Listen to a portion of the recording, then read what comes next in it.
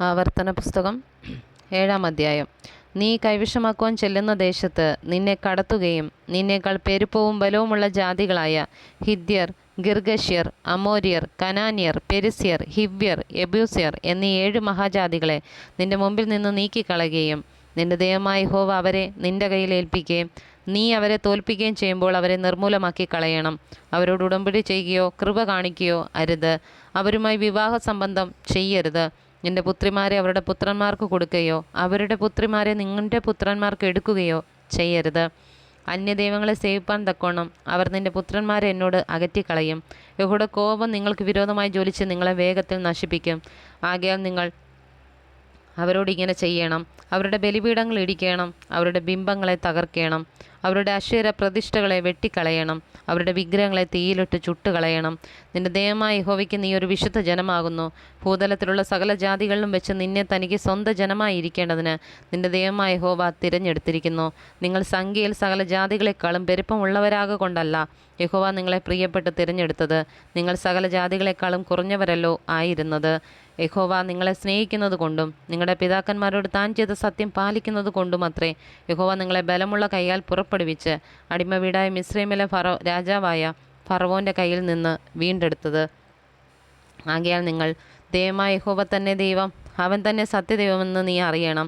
അവൻ തന്നെ സ്നേഹിച്ച് തൻ്റെ കൽപ്പനകളെ പ്രമാണിക്കുന്നവർക്ക് 1000 തലമുറ വരെ നിയമവും ദയയും പാലിക്കുന്നു. തന്നെ പകയ്ക്കുന്നവരെ നശിപ്പിപ്പാൻ അവർക്ക് നേരിട്ട് പകരം കൊടുക്കുന്നു. തന്നെ പകയ്ക്കുന്നവന് അവൻ താമസിയാതെ നേരിട്ട് പകരം കൊടുക്കും. ആകയാൽ ഞാനിന്ന് നിന്നോട് കൽപ്പിക്കുന്ന കൽപ്പനകളും ചട്ടങ്ങളും വിധികളും നീ പ്രമാണിച്ചു നടക്കണം. നിങ്ങൾ ഈ വിധികൾ കേട്ട് പ്രമാണിച്ചു നടന്നാൽ നിന്റെ ദൈവമായ യഹോവ നിന്നെ പിതാക്കന്മാരോട് സത്യം ചെയ്യുന്ന നിയമവും ദയയും നിനക്കായിട്ട് പാലിക്കും. അവൻ നിന്നെ സ്നേഹിച്ച് അനുഗ്രഹിച്ച് വർദ്ധിപ്പിക്കും. അവൻ നിനക്ക് തരുമെന്ന് നിന്റെ പിതാക്കന്മാരോട് സത്യം ചെയ്ത ദേശത്ത് നിന്റെ ഗർഭഫലവും നിന്റെ കൃഷിഫലവും ധാന്യവും വീഞ്ഞും എണ്ണയും നിന്റെ കന്നുകാലികളുടെ പേരും ആടുകളുടെ പിറപ്പും അനുഗ്രഹിക്കും. നീ സകല ജാതികളെക്കാളും അനുഗ്രഹിക്കപ്പെട്ടിരിക്കും. വന്ധ്യനും വന്ധ്യയും നിങ്ങളിലാകട്ടെ നിന്റെ നാൽക്കാലികളിലാകട്ടെ ഉണ്ടാകുകയില്ല. യഹോവ സകല രോഗവും നിന്നിൽ നിന്ന് അകറ്റിക്കളയും. നീ അറിഞ്ഞിരിക്കുന്ന മിസ്രൈമ്യരുടെ ദുർവ്യാധികളിലൊന്നും അവൻ നിന്റെ മേൽ വരുത്താതെ നിന്നെ ദ്വേഷിക്കുന്ന എല്ലാവർക്കും അവയെ കൊടുക്കും. നിന്റെ ദൈവമായ യഹോവ നിന്റെ കയ്യിൽ ഏൽപ്പിക്കുന്ന സകല ജാതികളെയും നീ മുടിച്ചു കളയണം.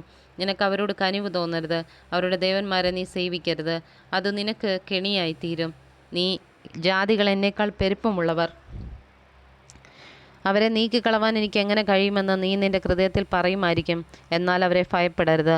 നിന്റെ ദൈവമായ യഹോവ ഫറവോനോടും എല്ലാ മിസ്രൈമ്യരോടും ചെയ്തതായി നിന്റെ കണ്ണാലെ കണ്ട വലിയ പരീക്ഷകളും അടയാളങ്ങളും അത്ഭുതങ്ങളും നിന്റെ ദൈവമായ യഹോവ നിന്നെ പുറപ്പെടുവിച്ച ബലമുള്ള കൈയും നീട്ടിയ ഭുജവും നീ നല്ലവണ്ണം ഓർക്കണം. നീ പേടിക്കുന്ന സകല ജാതികളോടും നിന്റെ ദൈവമായ യഹോവ അങ്ങനെ ചെയ്യും. അത്രയുമല്ല, ശേഷിച്ചിരിക്കുന്നവരും നിന്റെ മുമ്പിൽ നിന്ന് ഒളിച്ചുകൊള്ളുന്നവരും നശിച്ചു പോകും വരെ നിന്റെ ദൈവമായ യഹോവ അവരുടെ ഇടയിൽ കടന്നലിനെ അയക്കും. നീ അവരെ കണ്ടു ഭ്രമിക്കരുത്. നിന്റെ ദൈവമായ യഹോവ എന്ന വലിയവനും ഭയങ്കരനുമായ ദൈവം നിങ്ങളുടെ മധ്യേ ഉണ്ട്. ആ ജാതികളെ നിന്റെ ദൈവമായ യഹോവ കുറേശ്ശെയായി നിന്റെ മുമ്പിൽ നിന്ന് നീക്കിക്കളയും. കാട്ടുമൃഗങ്ങൾ പെരുകി നിനക്ക് ഉപദ്രവമാകാതിരിപ്പാൻ അവരെ ക്ഷണത്തിൽ നശിപ്പിച്ചുകൂടാ.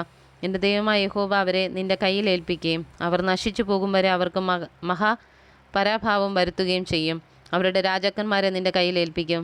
നീ അവരുടെ പേർ ആകാശത്തിന് കീഴിൽ നിന്ന് ഇല്ലാതെയാക്കണം. അവരെ സംഹരിച്ച് തീരുവോളം ഒരു മനുഷ്യനും നിന്റെ മുമ്പിൽ നിൽക്കയില്ല. അവരുടെ ദേവപ്രതിമകളെ തീയിലിട്ട് ചുട്ടുകളയണം. നീ വശീകരിക്കപ്പെടാതിരിപ്പാൻ അവയിന്മേലുള്ള വെള്ളിയും പൊന്നും മോഹിച്ചെടുത്തുകൊള്ളരുത്. അത് നിന്റെ ദൈവമായ യഹോവയ്ക്ക് അറപ്പാകുന്നു. നീയും അതുപോലെ ശാപമായി തീരാതിരിക്കേണ്ടതിന് അറപ്പായുള്ളത് നിന്റെ വീട്ടിൽ കൊണ്ടുപോകരുത്. അത് നിനക്ക് തീരെ അറപ്പും വെറുപ്പുമായിരിക്കണം.